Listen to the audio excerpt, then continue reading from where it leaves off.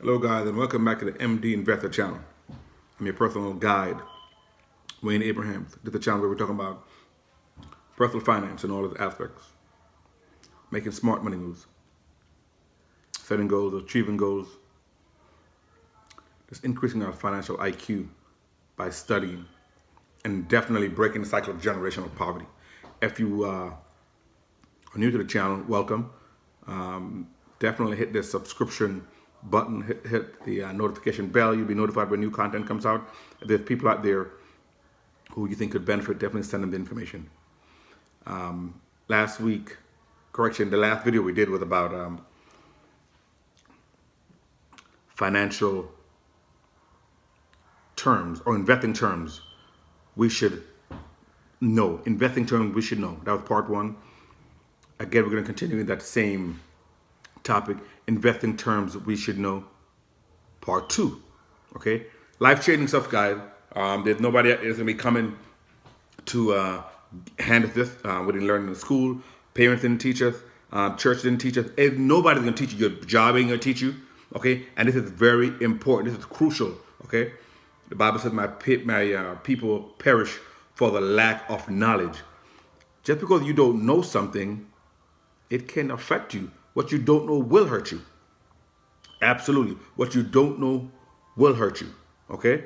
Imagine that there is some danger somewhere and you don't know, right? You're driving your car and the bridge is out and it's foggy, but you don't know. It can definitely hurt you. And so it is the same way in our financial life. Not knowing, how to invest, what to invest. Not knowing to live below our means, not knowing that you can be getting robbed by investing in actively managed funds. Absolutely, it can hurt you. So let's get into investment terms we should know. Market capitalization. People refer to it as market cap. Basically, it means the size of a company. You take the number of shares outstanding and multiply it by the price per share. Kind of gives you how valuable the company is. They divide it into small caps, mid caps, and large cap company. Small cap company, these are the company that you probably don't know. What they call it, the startups. $300 million to $2 billion. Small cap. Mid caps, above $2 billion to about $10 billion, or just under $10 billion.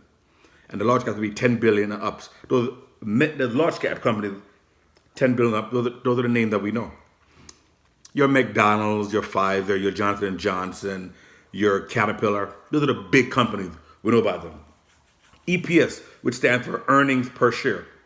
And simply that is the amount of money that a company earns per share of stocks. Earnings per share. Okay?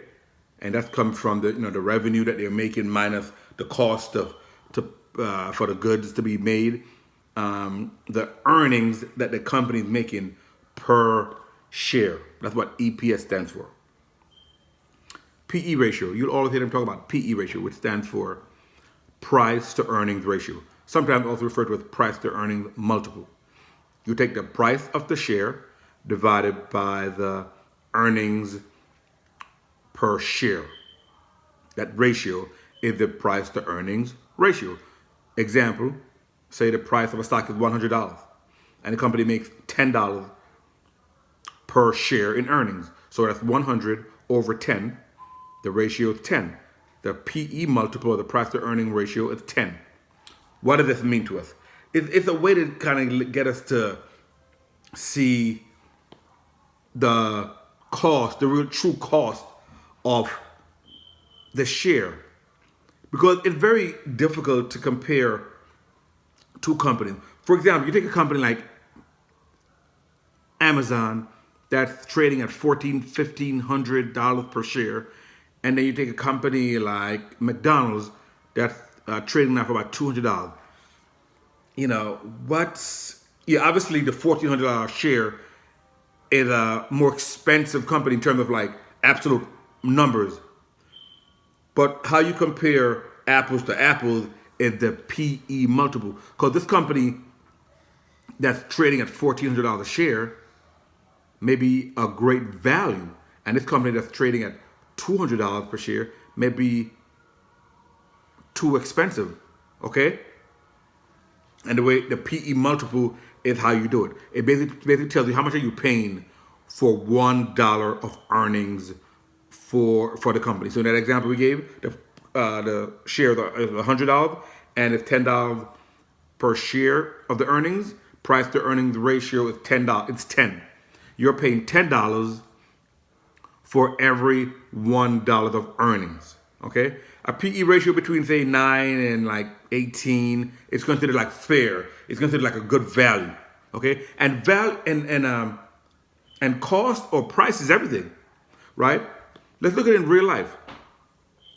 You may buy a car, and at $15,000, this car is a great value. But at $100,000, that same car, everything the same. But $100,000, that's not a great value, and that's what the PE ratio helps you. Okay, this company or the stock might be at a PE ratio of 12. You say, "Oh yeah, absolutely. I'm gonna pick up some shares." But at a PE ratio of say 30, oh, that's a little too rich for my blood. I think I'm gonna wait till the price drops. So that's how it helps you. Okay, it's not the absolute number; it's the PE ratio. Okay. Dividend yield. Dividend yield is basically you take the price of the stocks divided by the dividend payout, the yearly or annual dividend payout. You divide those two. So if they say, for example, the price of the stock is $100, and the company is paying $5 annually in dividends. 100 divided by 5, the dividend yield is 5%. The dividend yield is 5%. Okay? That's what the dividend yield is. And because it's a ratio, a couple of things can affect the ratio, right? You have a numerator and you have a denominator. For example, the dividend yield could be dropping, and you may say, "Oh, that's bad." Not always. The dividend yield could be dropping because the price of the stock is going up, right? If the stock is $100 trading at $100 per share, and it goes from $100 per share to $200 per share, if the dividend payout at $5 remains the same, it's now, instead of 100 over 5, it's now 200 over 5. And now instead of a 5% dividend yield, it's now a 2.5% dividend yield. Okay? Not because of anything bad happening, the price is going up. You're getting price appreciation, which is a good thing. Okay? And just because the dividend yield is going up does not mean it's a good thing. The dividend yield could be going up because the price of the stock is going down. They sometimes refer to that as a dividend trap, right? You're chasing dividend. You look for high numbers. Or this company, this stock has a dividend yield of 8%. Well, it could be a dividend yield of 8% because the price of the stock is dropping. Maybe there's something more fundamentally wrong with the company. Okay, that's why you have to dig more into the numbers. Okay, yield on cost. Yield on cost. It could be better explained as an example. Same example again. Stock is say trading at $100 per share, and let's say it was yielding $5, right? Trading for $100 per share, and the dividend was $5. So the yield is 5%. Your 5% dividend yield. So you hold the stock, and over time, the price of the stock goes up to now $200. And let's say the dividend payout also goes up to $10. Okay, so now you have a price of 200, dividend payout of 10. 200 over 10 is still 5%.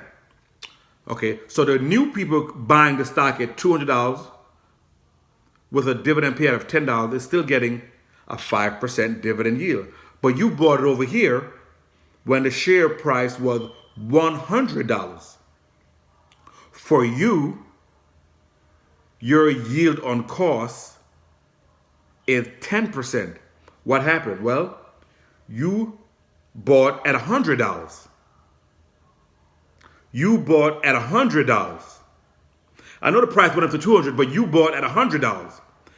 The dividend payout increased from $5 to $10, but you bought at $100. So for you, your dividend yield that you're experiencing is $100 over the now new dividend payout of 10. 100 over 10 is now 10%. So your yield on cost is 10%. This is an important metric, especially for dividend investors who buy stocks and hold them for a long time. The new people coming in might be appreciating a different dividend yield. You may be experiencing a higher one because you bought at a low price. Yield on cost, something important to appreciate. Investor relations, guys. This is something that we weren't raised to appreciate. When we hear about Apple, we go Apple or Google, all these companies. We go on the website to apple.com, and normally we just go to see, okay, we'll look at the new iPhone or the new MacBook Air or the new MacBook Pro, or with my closest Apple store. But there's a page on the website called Investor Relations. All publicly traded companies have them. McDonald's, Google, Facebook, Procter & Gamble, Con Ed, Johnson & Johnson. They have an investor relations page. And this investor relations page gives information for investors. The price of the stock, the dividend, when the next quarterly meeting is, conference calls. All these things are there for investors. 10K, correction, 10Q. 10Q, it's a quarterly report. You know, the calendar is broken down into quarters. Q1, first quarter, January 1 through March 31st. Q2, second quarter, April 1st through June 30th, and so on.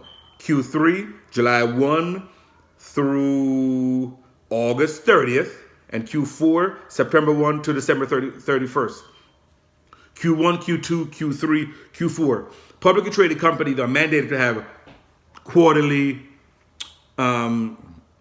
reports. Okay, they have conference calls. They have reports. So the 10Q is a quarterly report. It gives out publicly traded information such as what the company is doing, the gross sales, the debt the company may have, the plan for the future. 10Q. That's where you can dig in and see what's going on. And then there's something called a 10K, which is the annual report. 10Q gives you quarter to quarter. They'll say, okay, from Q4 to Q1, we saw a 2% increase in sales, or we saw a 0.5% decrease in whatever. The 10K are the annual reports. So from 2016 to 2017, we saw a 10% increase year over year, or sales went down, blah, blah, blah. 10K. The conference calls are basically the publicly held meetings that the companies have with the officers. You know, you have the CFO, the chief financial officer. You have the CEO of the company. You have maybe the person who's the head of the investor relations, and they have these public meetings. You have analysts from big banks and stuff who cover the company, and they are asking them questions. Like for example, right now that's big in the news is Johnson & Johnson. All the lawsuits coming out now over the opioid crisis. So, you know, the analyst might ask, you know, how do you see the multiple lawsuits affecting the bottom line, or what's the company's plan for so and so? And they'll answer, you know, at best they can. So these conference calls, guys, these are important to listen to if you can, because you get information directly from the source. Conference calls. All these stuff are on investor relations page. Who knew?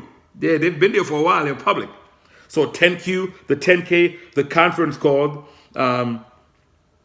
You'll also, when you review the 10Q, you will see they'll talk about sales, or also known as revenues, also known as top line. You'll hear them talking about, well, we see a 5% increase in top line. Top line means the revenue or sales coming into the company. They'll talk about the net income, or the bottom line, right? That's the same. People have, well, let's get to the bottom line. The bottom line is, what's our profit? What's our net profit? After all our revenues or sales come through, and you minus all of our expenses, right? All of the expenses we have, minus the taxes and all the stuff that we have to do, the cost of goods, of producing the goods, then our net income, which is our net profit, is the bottom line. Portfolio. People are talking about portfolio. A portfolio is basically the collection of the securities or assets you have. Somebody might have 50% stocks or equities.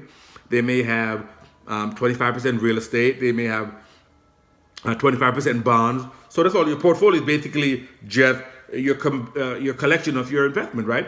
Your portfolio, you may say I have 10% Apple and 5% in Google, blah, blah, blah. That's your portfolio. Stocks. Stocks are basically pieces of the company that people could own, stocks or shares, right? So one stock is basically partial ownership in a publicly traded company, right? If you say you have 5 stocks or 5 shares of McDonald's stock, I know that you're a partial owner of McDonald's, and the number of shares you have is 5. Okay, so if McDonald's is paying $1 per share in dividends per quarter, you are entitled to 5 times 1, or $5 per quarter. Okay, so stock. Stock is an asset. Going back to our other videos, asset and liability. Stocks is an asset. Okay, stocks is an asset. Bonds. You'll hear them talking about bond. Basically, a bond is basically it's an IOU. Essentially, a bond is basically an IOU. It's a loan that the bond holder or the company, the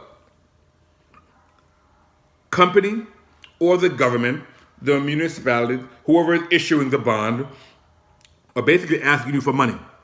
Whether it's a company or asking for money for a capital project, or for expansion to buy equipment, or for maybe they want to merge with another company, or maybe it's a government who is asking for bonds.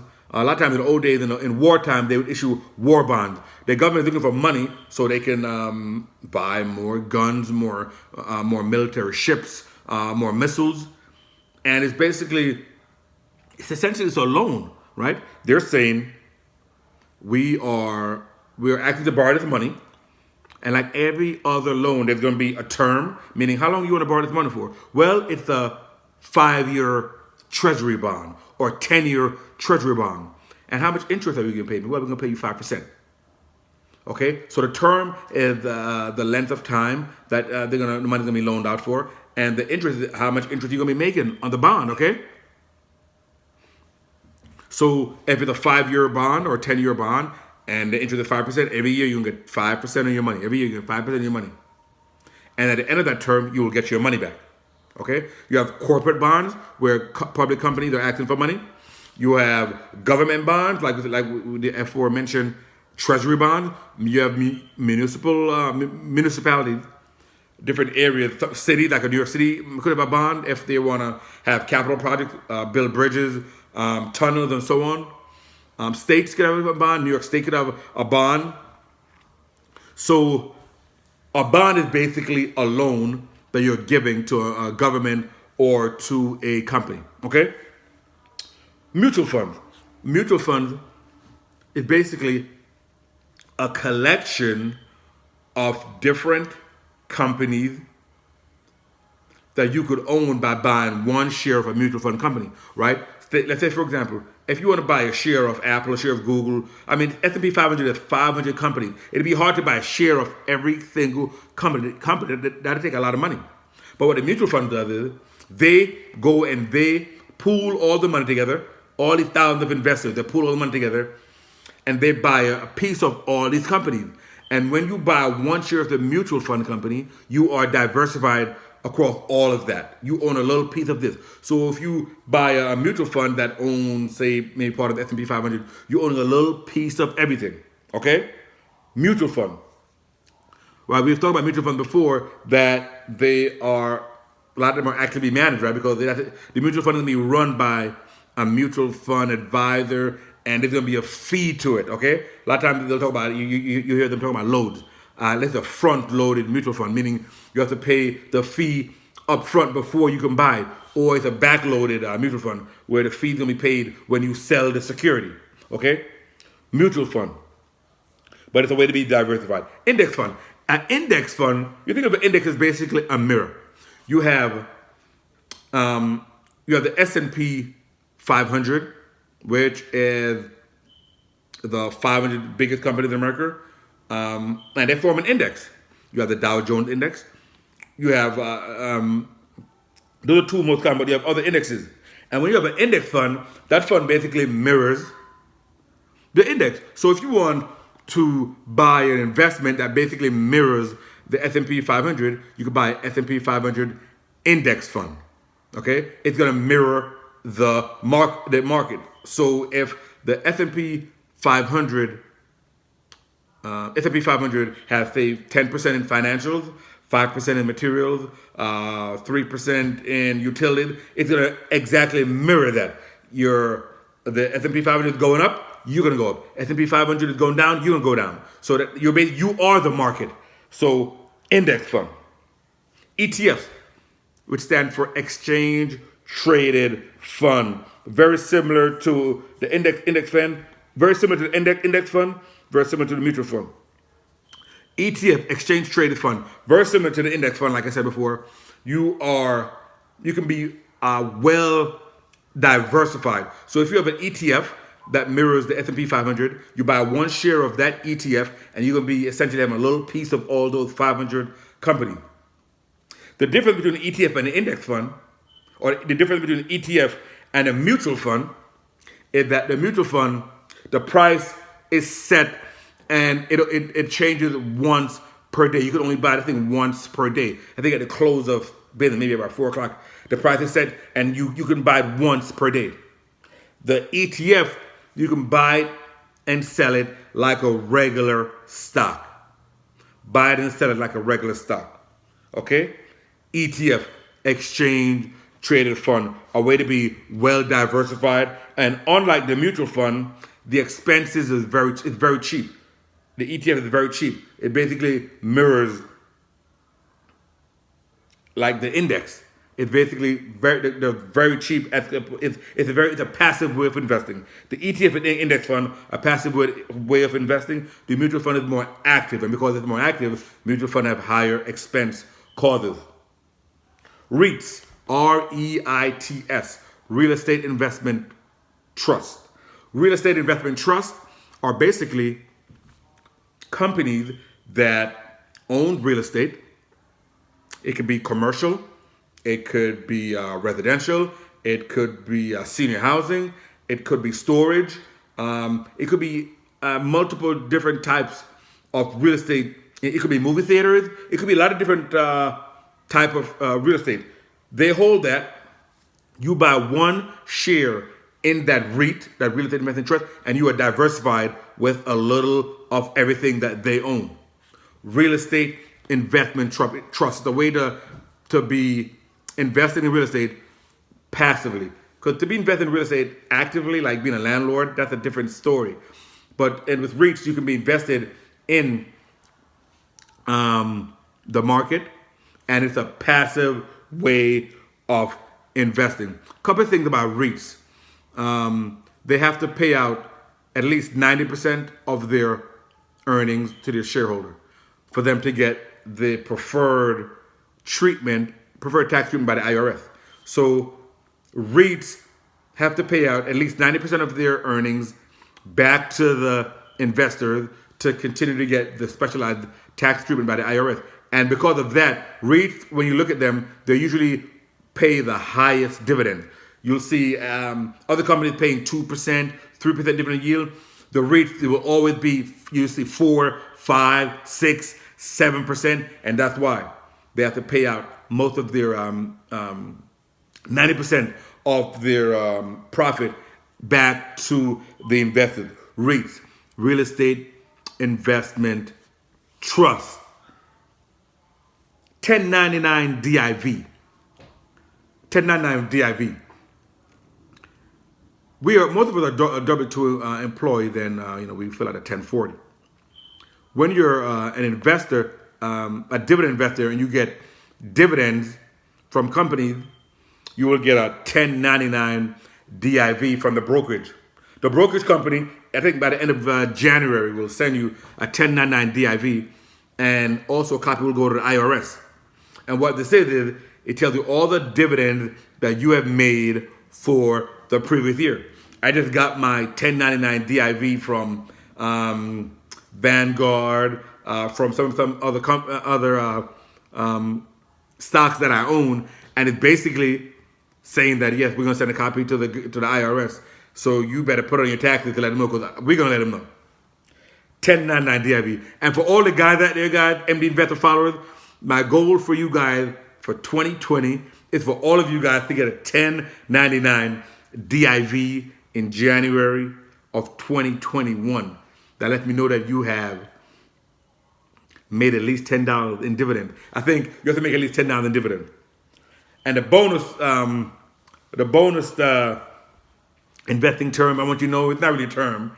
Jack Bogle. Jack Bogle is the founder of Vanguard. Vanguard is the company that I think owns, probably has the most amount of money on their assets in terms of retirement. Jack Bogle in 1975 said there has to be a better way to treat investors rather than treating them with all these high fees. Because before, all they had was a mutual fund. You pay these high fees to these managers who have really a poor performance. And even though they're not beating the market, you're still paying them 1%, 2%. He said, what if we can just mirror the market and lower our fees? Become an index. And he had a lot of haters, but people love them. They call him Saint Jack because of he's been so beneficial to the investors. The people who follow him on Vanguard and their website, they call him Boglehead after his name, Jack Bogle. Boglehead. So guys, I know this video was a little long, but these terms, I just want to get them out there. Terms that you should know, guys. When you read them, we're going to become more intelligent investors. Okay, we're going to become intelligent investors. We're going to continue to learn and grow. We're going to continue to take action, and we're going to continue to break the cycle of generational poverty. If there's anybody out there, guys, you think could benefit from this information, let them know about the MD Investor. Don't forget to hit the subscription button, guys. Comment on Instagram, MD Investor 1, and I will see you on the next video. Remember to command your money to grow.